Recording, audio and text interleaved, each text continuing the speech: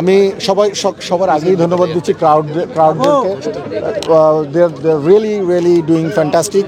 And আমরা যেখানে গিয়েছি, চিটাগং গিয়েছি, সিলেট গিয়েছি, এবং ঢাকাতে তো আমাদের home ground, almost home ground. আপনি দেখেছেন আজকে 85% প্লাস দর্শক ছিল আমাদের।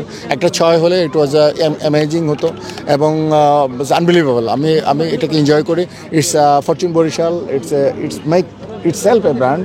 So I am very happy. যখন আমি হাত জায়গায় দেখি হাজার দর্শক আমাকে সাপোর্ট করছে, so I am really very happy to C this.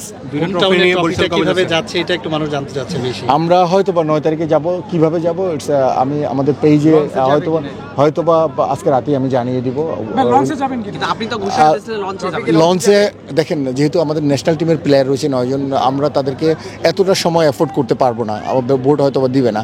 So আমরা হয়তো শর্ট টাইমের জন্য তাদেরকে পাবো 4-5 ঘন্টার জন্য। সে 4-5 ঘন্টা কীভাবে তাদের ইউটিলাইজ করা যায় সেটা আমাদের ট্রাই থাকবে। শুধু কি বরিশাল সদরে নাকি আশপাশ জেলাগুলোতে ঘুরবেন? না, এটা পারবো না, শুধু বরিশাল সদরে বেলস পার্কে করবো ইনশাল্লাহ। একটুকের মধ্যে সীমাবদ্ধ রাখবো। আর বোনাস ঘোষণা এটা আমাদের ইন্টারনাল বিষয়, এটা পাবলিকলি যাওয়া যায় না। So will do that. It's very easy game. If you have a player like Tamim Iqbal, Mahmud Al Riyad, Mushfiq, যদি আপনার এই ধরনের প্লেয়ার থাকে আপনার কিচ্ছু করতে হবে না। They will do all the job for you. So এটাই হ্যাপেন হয়েছে গত 2 বছর ধরে। আমি কিন্তু আমার কিছুই করতে হয় না। টুডে আপনারা যদি বিশ্বাস করেন আর না করেন, আমি কিন্তু মানে 6টা 25-এও জানি না যে আমার 11 কি। 6টা 26-এ এসে আমাকে সাব্বির ভাই একটা হোয়াটসঅ্যাপ পাঠাচ্ছে, this is 11। So I am little bit surprised that germination is not there. সো যখন দেখলাম যে ওকে খুলনার ইয়েটা কি, দেখলাম যে ওরা লেফটি আছে অনেকগুলো বেশি। So I thought okay they decide. এটা অত্যন্ত সাহসী সিদ্ধান্ত। দেখেন আমার কিন্তু জেমিনেশনের মতো প্লেয়ার বসিয়ে রেখে আমরা winning combination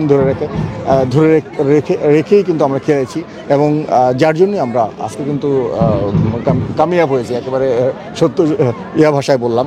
so I am very happy and আমি আশা করি আপনারা আমাদের জন্য দোয়া করবেন, নেক্সট ইয়ারের জন্য আমরা ভালো দল গঠন করতে পারি। অনেক বড় একটা রোল প্লে করেছে শেষ মুহূর্তে। রিশাদকে স্পেশাল কোনো থ্যাঙ্কস দিবেন কিনা? Rishad is fantastic player and বাংলাদেশের জন্য একটা সম্পদ হয়ে দাঁড়াবে ইন দ্য নিয়ার ফিউচার যদি আমরা তাদেরকে একটু পলিশ করতে পারি। And thanks Rishad that he played fantastic innings in the end of the ইনিংসে। তাকে দরকার ছিল যেটা দরকার ছিল সেটাই করেছে। Thank you very much.